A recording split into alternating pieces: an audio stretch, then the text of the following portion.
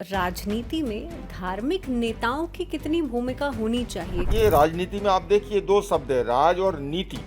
अगर उसमें से नीति अगर चली गई तो केवल राज बचेगा, जो कि फिर निरंकुश भी हो सकता है। सोशल मीडिया एक ऐसा जरिया है जिसमें कि नेता हो, राजनेता हो या फिर धार्मिक गुरु हैं आज की डेट में, वो भी अपने आप को एज अ ब्रांड प्रेजेंट करते हैं। सोशल मीडिया अपने आप में एक बहुत बड़ी ताकत है। अपने विचारों को लोगों तक स्वल्प समय में अधिकतम लोगों को पहुंचाने का एक माध्यम भी है। ब्राह्मण्स में ही ये उच्च जाति है, ये नीची जाति है, ये सेग्रीगेशन करना कहाँ तक सही है? कम्मुनो बम्मुनो होई, कम्मुनो होई खत्तियो, वैसो होई कम्मुनो, शुद्धो होई कम्मुनो। मनुष्य जन्म से नहीं कर्म से महान होता है। केबीसी का एपिसोड अगर आपने देखा है तो वहाँ पर एक बच्चा है, उसका अगर आचरण की बात की जाए या किस तरीके से उसने जवाब दिए, इसको आप कैसे देखते हैं? उस छोटे से बच्चे को इतना अधिक टारगेट किया जा रहा है इस समय। एक सिद्ध पुरुष रहे सिद्ध स्वामी ब्रह्मानंद प्रभाकर जी, 723 साल तक जिए हैं। ये शरीर मात्र हाड़ मांस का पुतला नहीं, विश्व की परम सत्ता समाहित है उसके अंदर। किसी के भी जीवन में ईश्वर की भूमिका क्या है? आत्मा से परमात्मा बनना, नर से नारायण बनना, बीज से बरगद बनना, बिंदु से सिंधु बनना। नमस्कार, बहुत स्वागत है आप सभी का TOI मंत्रा में। मैं हूँ आपके साथ भावना शर्मा। हम हर रोज आपके लिए कुछ ऐसे विषय लेकर के आते हैं जो कि अपने आप में रोचक तो होते ही हैं, लेकिन साथ ही साथ में अपने आप में मिस्ट्री से भरे भरे रहते हैं। आज ऐसा विषय हमारे पास है, लेकिन साथ ही में हम कुछ ऐसे तथ्यों के बारे में भी बात करेंगे जो कि कहीं ना कहीं पे स्पिरिचुअलिटी के ऊपर एक अच्छी खासी रोशनी डालते हैं। हमारे साथ एक बहुत खास मेहमान है आज स्टूडियो में। आचार्य लोकेश मुनि जी हैं। सबसे पहले तो आचार्य जी आपका बहुत स्वागत है।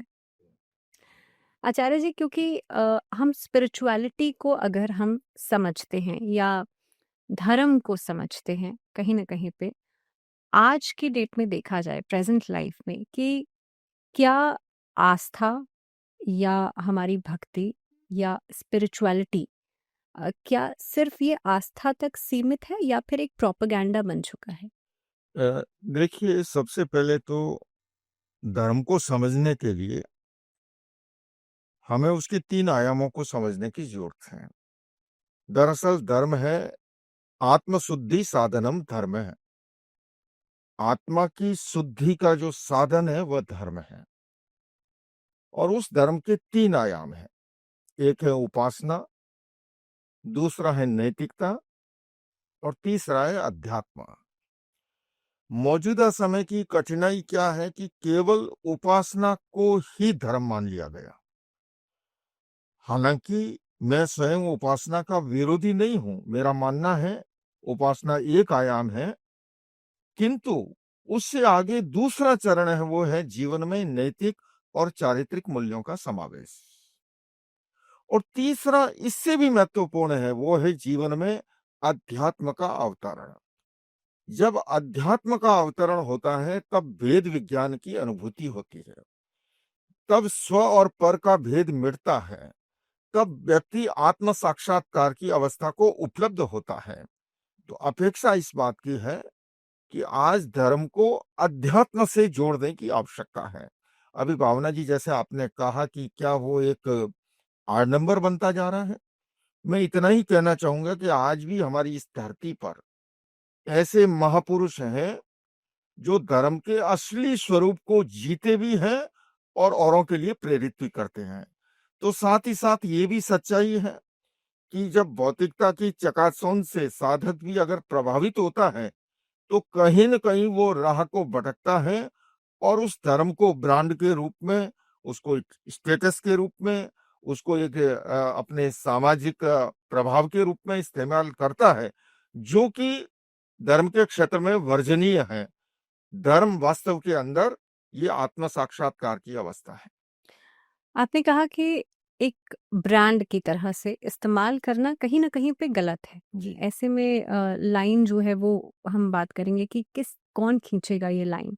लेकिन मैं उससे भी पहले, मेरा सवाल ये है कि राजनीति में धार्मिक नेताओं की कितनी भूमिका होनी चाहिए? क्योंकि अभी हाल-फिलहाल में अभी मुक्तेश्वरानंद जी जो हैं, वो गौ हत्या के ऊपर एक यात्रा चला रहे हैं, लंबे समय से। अभी बिहार में भी वो काफ़ी हद तक कई सारी यात्रा, पद यात्रा के रूप में गौ हत्या के अगेंस्ट में चल रही है। ऐसे में उन्होंने योगी आदित्यनाथ जी और पीएम नरेंद्र मोदी जी के ऊपर भी निशाना साधा। आपका क्या मानना है? राजनीति में धार्मिक नेताओं की भूमिका किस तरह से देखते हैं आप? देखिए, हमारी भारतीय संस्कृति में और हमारी भारत की प्राचीन परंपरा, इतिहास को अगर हम उठा करके देखें तो प्राचीन समय में भी राजा महाराजा धर्मगुरुओं के पास जाते थे, वो उनसे मार्गदर्शन प्राप्त करते थे। धर्माचार्यों का काम है कि वो राजनीति से परे रह करके, उससे विलग रहते हुए समाज कल्याण के लिए, समाज में नैतिक चारित्रिक मूल्यों के उन्नयन के लिए वो मार्गदर्शन करते थे। आज भी अगर किया जाता है तो अनुचित नहीं है। हालांकि मैं किसी व्यक्ति विशेष पर टिप्पणी नहीं करना चाहूंगा, पर इतना मैं अवश्य कहना चाहूंगा कि राजनीति भी धर्म से प्रभावित होनी चाहिए। राजनीति में आप देखिए, दो शब्द है, राज और नीति।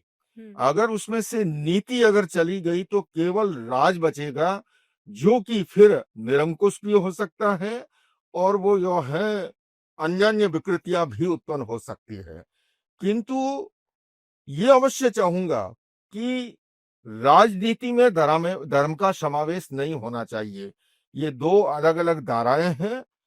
इन दो अलग अलग धाराओं को होते हुए भी राजनीति धर्म से प्रभावित होनी चाहिए, जिससे कि राजनीति सही दिशा में चले और वो लोक कल्याणकारी बनी रहे। आचार्य जी, यहाँ तो बात राजनीति की हो गई, लेकिन इससे हटकर जिससे कि पूरी आज के समय में देखा जाए तो पूरी दुनिया प्रभावित है, वो है सोशल मीडिया।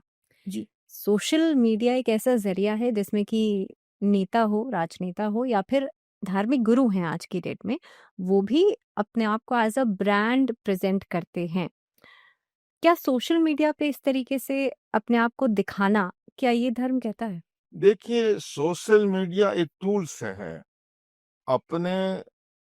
अब सवाल ये है कि धर्म से हमारी विवेक की चेतना जागी कि नहीं।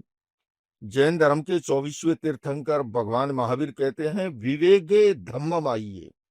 वो मार्गदर्शन करते हैं और वो कहते हैं कि विवेक की चेतना का जागरण ही धर्म है। जब हमारे भीतर विवेक की चेतना का जागरण होता है तो वहां पर भाई लक्ष्मण रेखा भी आती है। सोशल मीडिया अपने आप में एक बहुत बड़ी ताकत है। अपने विचारों को लोगों तक स्वल्प समय में अधिकतम लोगों को पहुंचाने का एक माध्यम भी है। किंतु साथ ही साथ मैं ये कहूंगा कि जितना इसका सदुपयोग हो सकता है धर्म और अध्यात्म को फैलाने में, लेकिन अगर विवेक की चेतना का जागरण नहीं है तो दुरुपयोग भी होता है। हर एक वस्तु के साथ ये लागू होता है। आपके पास चाकू है, आप किसी को जीवन दान भी दे सकते हो, डॉक्टर देता है, किसी का गला भी काट सकते हो। सवाल है कि सोशल मीडिया का कितना कब कैसे उपयोग करना, और बल्कि उपयोग से भी ज्यादा कहूं उसका दुरुपयोग नहीं करना। तो आज कहीं न कहीं ये लक्ष्मण रेखाएं, इनको जो लांघा जा रहा है वो नहीं होना चाहिए।